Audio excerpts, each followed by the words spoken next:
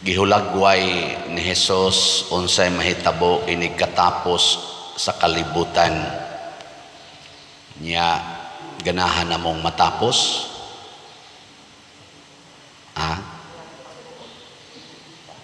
dili mo ganahan.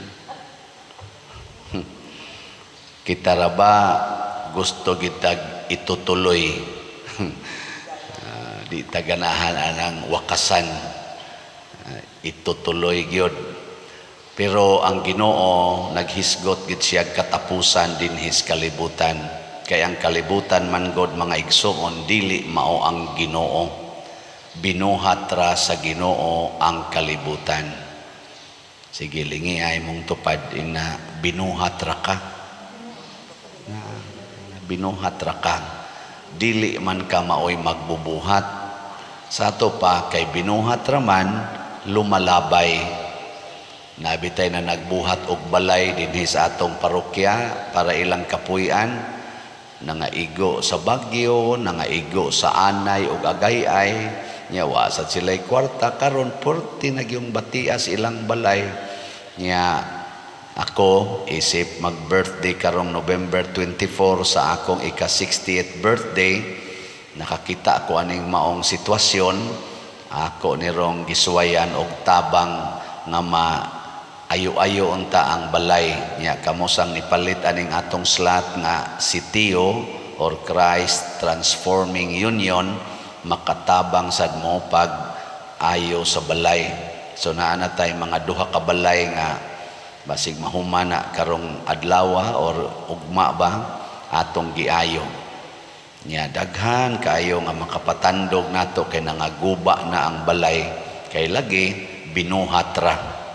So tanawa sa nang inyong naong, di balahi ang inyong naong sa una katong bag-o pa mong nadalaga, bag-ong naulitaw, karon nag-anam nagkaguba, wa na'y ngipon, yat-yat nagnaong, yat-yat nagsampot, ang tuhod magkurog-kurog na inignaog, sa una mag-ambak-ambak ra na sa mga hagdanan, kat-kat anang kahoy, ambak na tos ubos, karon bisa nalas pagtikang sa hagdanan, gakurog ng tuhod, gubaon na kaayo.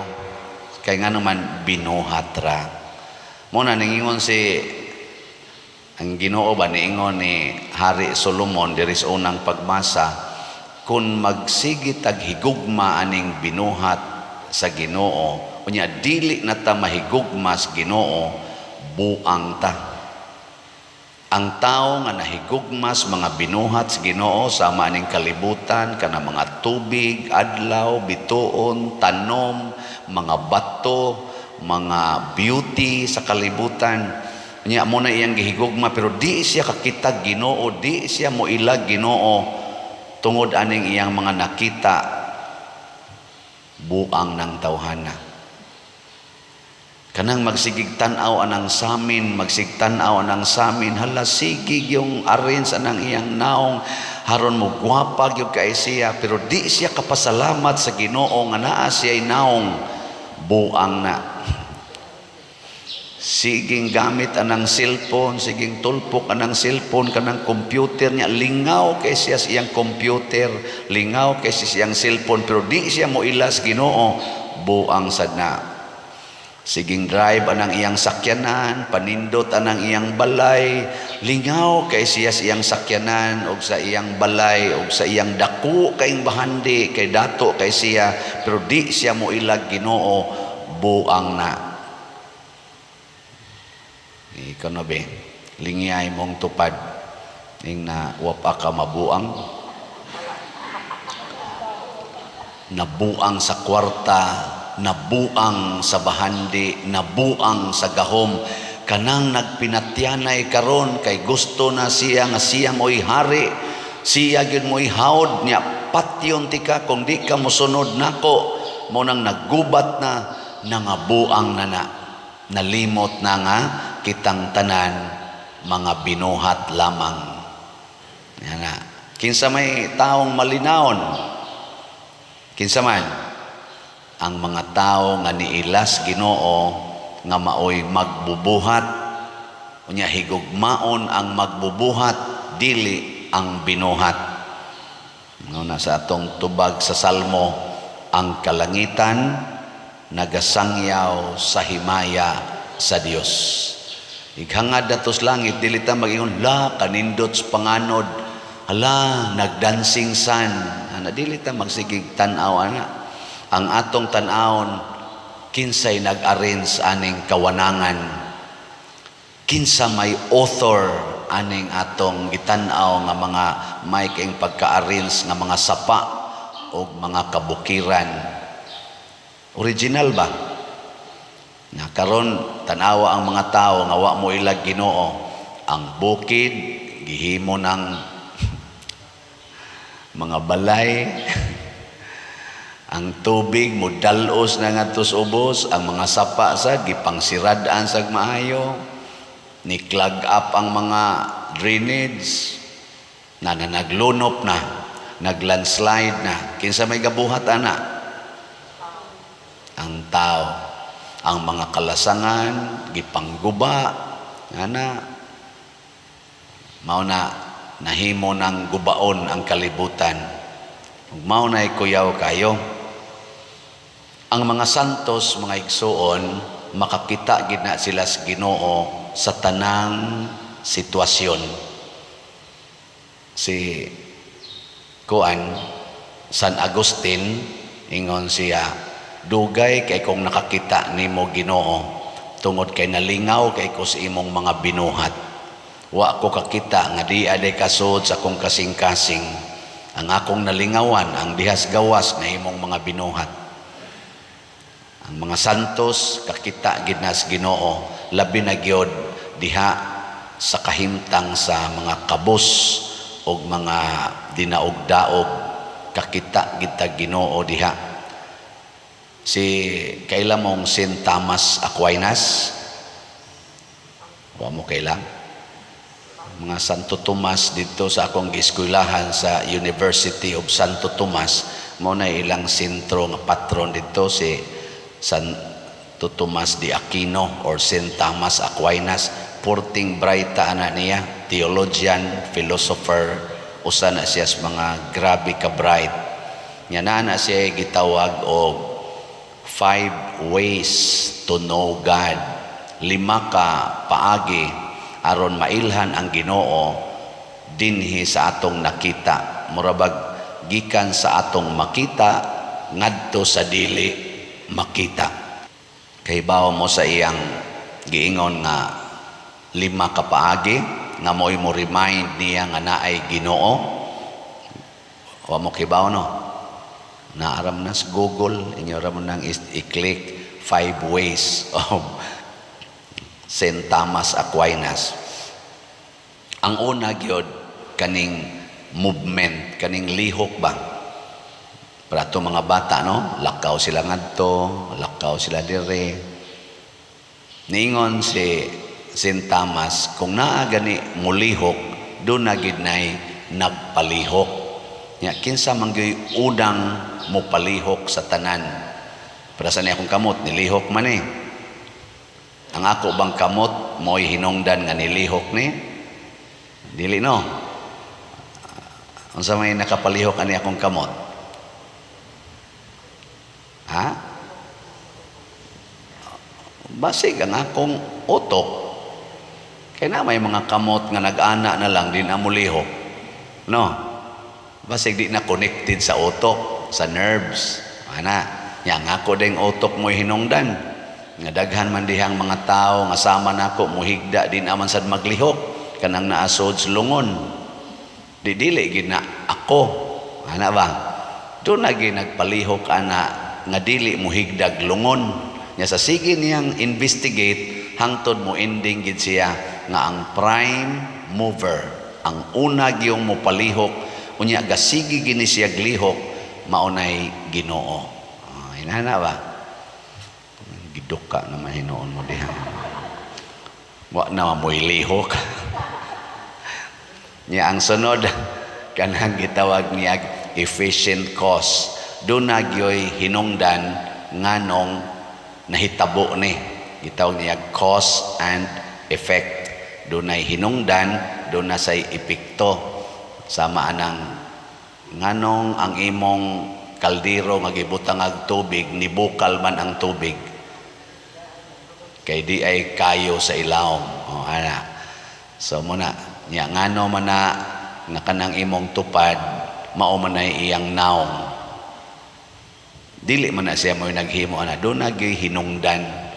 So kining maong primary cause matud pa ni St. Thomas mauna ang Ginoo. Munang niipikto ning tanan na ay bukid, na ay bituo, na tanan ng gawas ni duna ni siya'y source o mauna ang Ginoo. Cause, effect.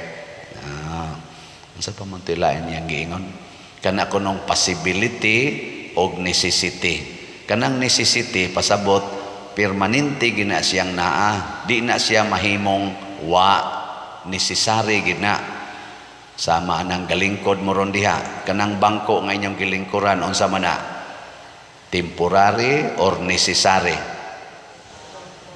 Di na necessary mga guba ra na unsa may necessary diha nganong naamang kay gilingkuran tingali na ay kahoy.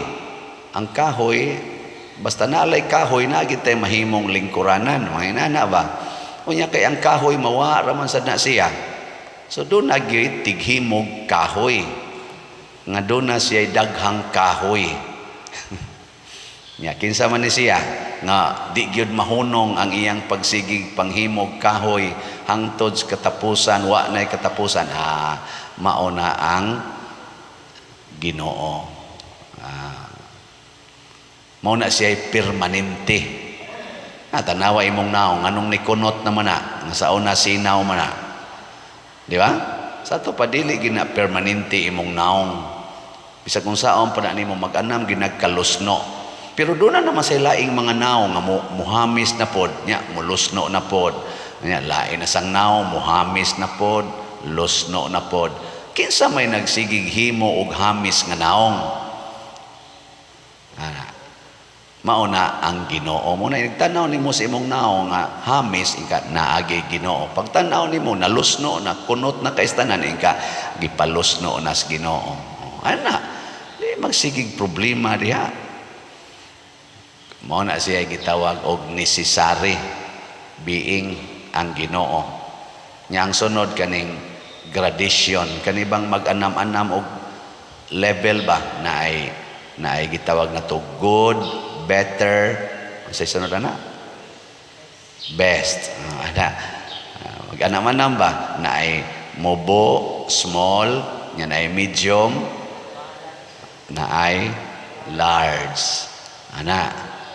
Nya matud pa ni Kuan, matud pang St. Thomas, di man ni pwedeng magsunod-sunod ng kaning mga panghitabo, kining sitwasyon nga dunay labaw, dunay ubos kung wa pagyoy kinatasan kanang gitawag niya the perfect being.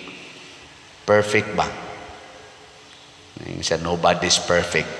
There is only one perfect being. Matud pang St. Thomas nga mo'y hinungdan nga magsigi gini og ka sa kasaka ang atong kinabuhi og mauna ang Ginoo. So ay kabalaka kung ang imong anak karon buangon gitawag na siya bad og mopaduol ang kas Ginoo basin ang bad mahimong good. Nyag mopaduol kas Ginoo ang good mahimong better kay tuaman ang perfection imo mang gisunod di mahimo sa nang perfect. Maubitan lang na ay mga ginikanan moingon dayon ako padir ang akong mga anak di nagyud mabangbang portigyong wanay tahod anak paduolas Ginoo paduol lang kanang imong anak mamagnet ra sad na siya marawag magnet pa na mao na siya ang perfect being mao ang Ginoo nya sunod kaning design kaning mga design sa atong kalibutan kisa may nagbuot nga ang kanang mga bato mao na iyang porma nya nigtan-aw na to sa nature mo to wow kanindot hala ka puti sa baybayon ana din hala kanindot sa mga bato ang formation sa mga bukid di ba. Why kamot nga naghimo I know nasa gitang tog man-made beauty pero lupi gina siya sa natural beauty. Kining beauty bisag ginagmay og dinagko matud pang sintamas nagkinahanglan ni og intellect. So do na permanently intelligent being nga diha ta ni ambit aning tanan natong mga intellectual capacity to design. Nya kining maong intellect nga kinadak-an nga intellect nga di mahuman og di gyud matapos mao ni ang Ginoo. Yun na ba? Sige, lingya imong tupad.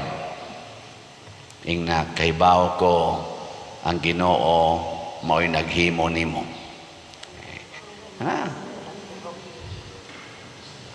Kay basin ang imong una-una ang iyang papa mo'y naghimo nya imong nonday nimo liwat na sa amahan. Ay natinta lang na sa yawa, munang mura na siya giyawan noon karon. Pero ang Ginoo may naghimo ana dangop sa naghimo.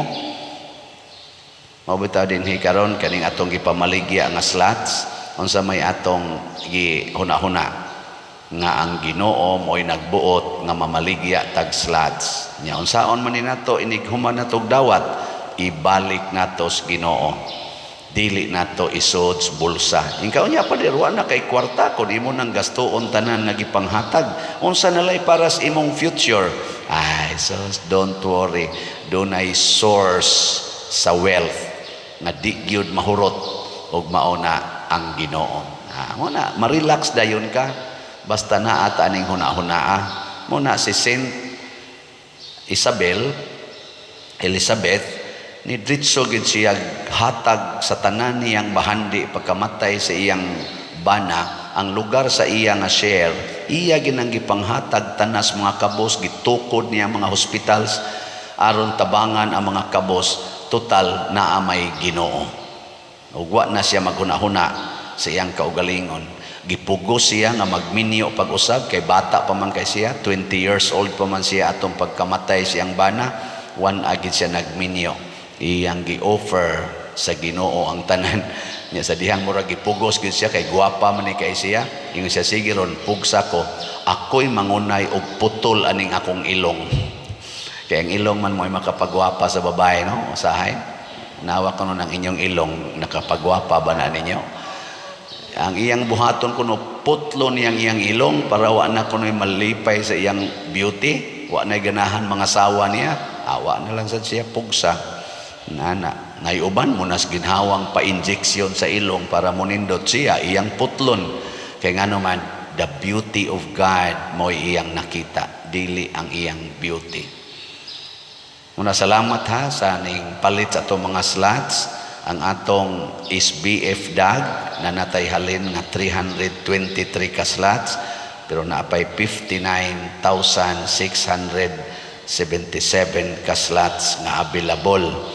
Nya nga to sang sitiyo nanatay halin nga 18,914 napay 21,086 slots nga available. Nya nani 60 slot challenge tag 100 pesos lang ni siya. Nya sa ato sad nga kanini ang kuan sana 30 katong DSAP sa atong DSAP na nasay additional nga halinato niabot na ang mga pledges og 114 ka slots o niya 26 slots na lang ang available niya sa 114 slots nadawat na nato ani ang 100 slots actual cash investment ang pledges 14 slots pa. So tag 500,000 pesos per slot ni siya with 25% interest per annum. So kining tanan bunga ni sa Ginoo nga mao'y nagpalihok sa tanan o kinsa tong mudangop sa Ginoo iya ra sa nang suplayan kay siya man mao'y prime mover, prime inspirer. So atong pakpakan ang tanang ni cooperate sa Ginoo. Salamat kaayo. Kamong na ay mga 500,000 diha ipalit dapay 26 ka slots. Di maganaman nam gini siya kahurot. nasa to ni text na ako, Father, di lang ko musaad og pila, pero ako patong subayo ng ako ditong deposit, time deposit kay ako lang sa to dinhing ipagamit. Basta mga buutan na ni mga tawhana i-terminate nila ilang time deposit. Nagani uban maingon, naamang ko'y i-loans bangko pa der, kaya di ako igipatukod nga balay, ako lang ning pasubraan, aron nga kining akong sobra nga loan, ako ning ipuno diha sa imong kuan, kanang disap, ana, kay haron maka tampo-tampo sa ko, nako, kanindot, ana, naghuna-huna ba, gigiyahan sa Ginoo, gi-inspire sa Ginoo, kay lagi, ang Ginoo gyud mao'y atong gauna. Okay na yung atong mga projects din dagko man ni kayo, mahimo ra gyud kung ang Ginoo mo itong dangpan. Sige, katapusang lingi sa imong tupad, ingna din ata mabalaka kay naay Ginoo, ingna ayaw nagkabalaka, naay Ginoo, nyag mamatay ka, naaray mo puli nimo, ay kabalaka, di ba? Kay ang Ginoo magsige ra naghimog tao. Ingka ang akong mga anak, ay kabalaka, naay Ginoo mo ra nay mo supply anak. Ang akong bana, makakita ra naglaing asawa. Kuan lang gyud kanang dawata lang gyud ng tanan. Nya ang akong ang akong bana pa dero, ang akong asawa pa dero, mamatay ko, unsa no yung bata para ba ni? Basig mahimo sa ng santa or pwede sana siya maminyo ikaduha. Mas guwapo pa nimo. Ana. Ang Ginoo ra gyud ana mo imo kuan.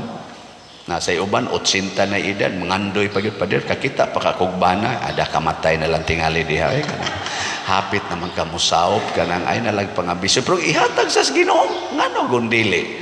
Ginoo gyud ang atong agdon. Sige, manindog na ta.